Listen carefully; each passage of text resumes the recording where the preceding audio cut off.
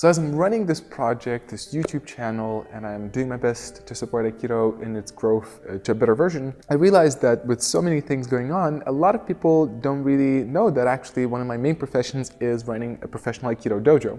That's one of my main sources of income. That's one of my main things that I do in my daily life. I teach classes, I run the dojo, part as my mission, part as a business. And it's of course part of why I'm so interested to see Aikido grow and develop rather than just die out. So right now it's been 6 years, a bit more than 6 years that I'm running the dojo professionally. It has normally about 150 members in total. That includes 6 different groups, so kids groups, Aikido adults, yoga, aerial yoga, and meditation, which not all of them I run the classes myself, but we'll talk about that in one of the topics that I'll explain to you. Why it's a great thing, it's because the city that I live in, the city that Dojo is located in, it's not a big city. It has around 100,000 people, so 100 members for a dojo is actually pretty good, it's pretty big. And in one of the videos previously that I released, there was a comment from a person who asked me to share some tips about running a successful dojo, and I decided, why not? So let's get into it and let's see what tips we can go down through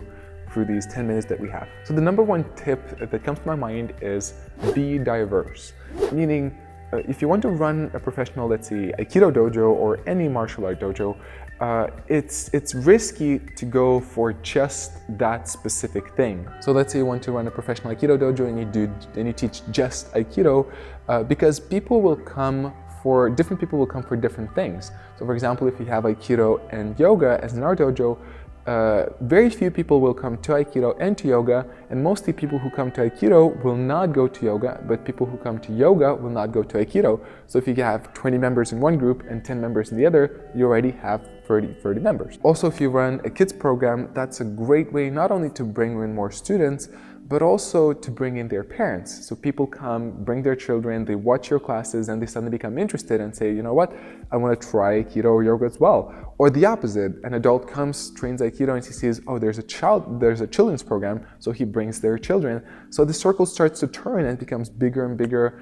and that way it's much more easy to run the dojo financially, because you have different groups who bring different finances, and you're not just entirely focused on one group which will fluctuate and sometimes go up and sometimes go down, but you have different groups which will always make you feel more or less stable. That brings to the point that no wonder a lot of martial arts dojos or gyms have multiple programs and multiple instructors, which brings to my point that you don't have to teach everything yourself.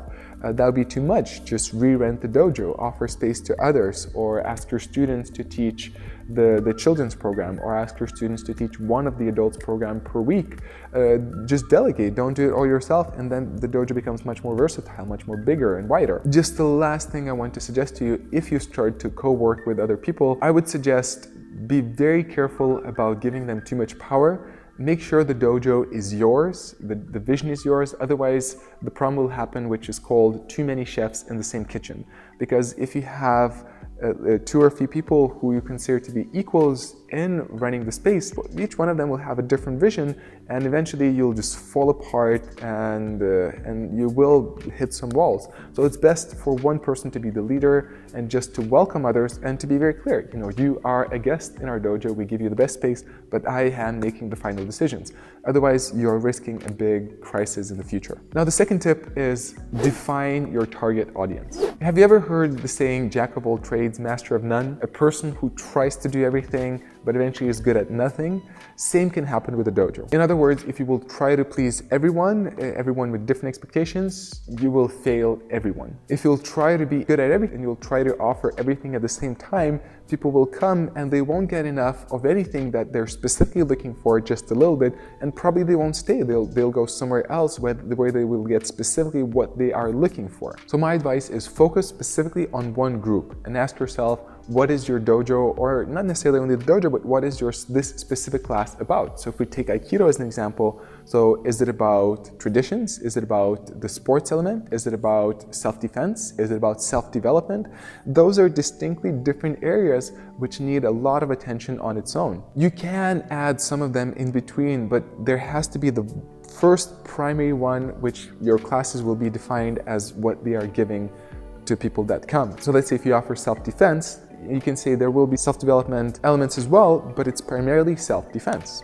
Yes, that will potentially push some people off because they will come for something specific and they will realize it's not here, and you will feel like you've lost something. But the people who will stay, they will become your loyal members. They will stay there for long because they will get specifically what they're looking for. Also, they'll create the atmosphere that you need because like-minded people will be gathered, and when another person comes looking for the same thing, he'll feel like he's at home because there's already a good group which is all about that. So to make it short, even if you will lose some students, eventually you will win most of the students in the totality. Now my third tip is deliver, or in other words, give what you promise. So one of the troubles Aikido specifically has, it promises a lot of different things and it fails to deliver on pretty much all of them, and I think that's why it's having such an issue as a business these days. That's why it's losing popularity. If you promise certain things but you don't deliver it enough, people will come and stay for a little bit, but you won't have a member who stays long enough. Because let's say if you promise that Aikido will be a great way of self-defense, and the person maybe doubts that but tries it and still kind of comes back and forth, but eventually he will realize it doesn't really deliver, and as soon as he does that, he's lost. So that's not a long-term path. And you need one if you want to run a dojo successfully or professionally. Also, it's important to say that if you lose one student, you lose two more, because that person will say to his other friends, you know, this sucks, this promised me this, but it doesn't, and the word will spread and you will be in deep trouble. But if you promise something specific, you don't get everything, but you promise something specific and you deliver, that person may come, and even if he dislikes it, he'll say to his friends, well, you know, I didn't get what I was looking for, but it does deliver that specific thing, what they're talking about. So you're not in trouble in that way. So the way I do it very simply. If a person comes, I first of all ask them what they're looking for. And let's say if they say self-defense, I just tell them, you know what, this is not the best place for self-defense. There are other arts which are much better for self-defense. Here, it's much more about traditions and self-development. And if you try it, and if you don't like it, it's fine. Or if you like it, this is great. But if a person comes and says, I want self-development, I say, you know what? You came to the right place, and there's directly a report. So it's a good way to start because you know you will deliver what you're promising, and that is a good base on a good relationship. Now, tip number 4 is consider the learning curve and clarity. Now, to explain what I mean, I can explain it very simply. People don't like to feel bad. And yes, in martial arts, part of the process is feeling bad, feeling frustrated, and then going over that. But if you go to old school method, that you punish the student for coming and you kind of test him hardcore, very few people will stay for that because they have a lot of choices. They can go to different schools, they can go to a McDojo all the time, they can go to different classes of a different type. If they will feel too bad, they won't stay. These are not the same times.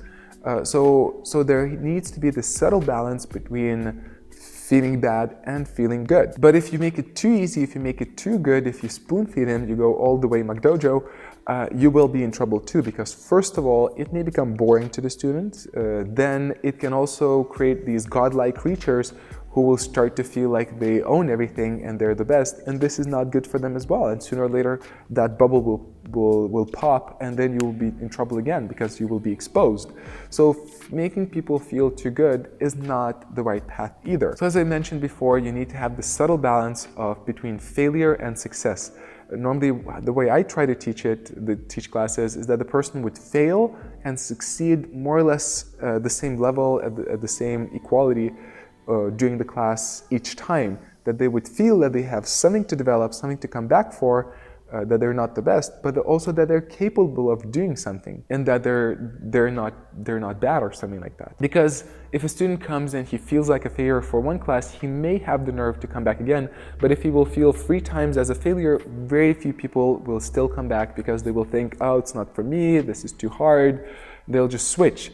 So you have to make sure that a person feels motivated, that he does see, because people do learn, people do succeed, but it's our responsibility as the instructor to point that out and say, you see, you did this right, but now work on this, to bring that balance into their mind, which develops a good character as well. So it's a very important point to keep that balanced. And my last tip, number 5, is called People do not come to a class, people come to a personality. So many times we get attached to the idea of, okay, Aikido is popular, Aikido is not popular, BJJ is popular, MMA is popular, or the opposite.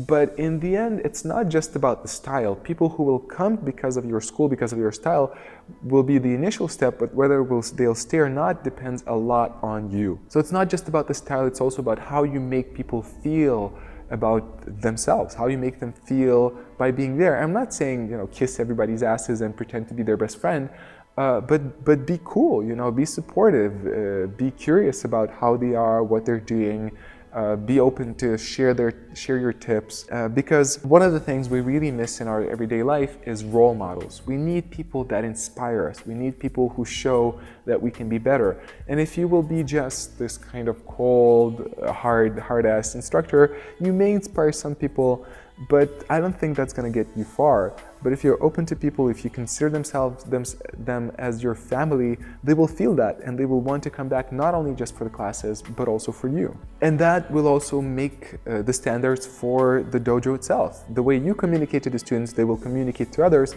And if you communicate in a positive way, they will communicate in a positive way with others. And new people who will come in, they'll be just awed at, wow, this is a great place. These are great people. I want to be part of it. In the end, we are social beings and we want to feel like we belong. And if you can create that feeling, trust me, you will have a big membership flow and consistency. So to sum this up, do not forget the human element as you teach your classes. So that wraps up my 5 tips for today. There's so much more. So if you have some extra questions, ask me. If you want some more tips, let me know. This is a big part of my life, so I can definitely share about it. As always, if you want to support my whole project, everything I do, check the Patreon page right here. Also, there's a couple of videos I filmed in the past about running a dojo. They're more general, but you can look at them. They may give you some inspiration too.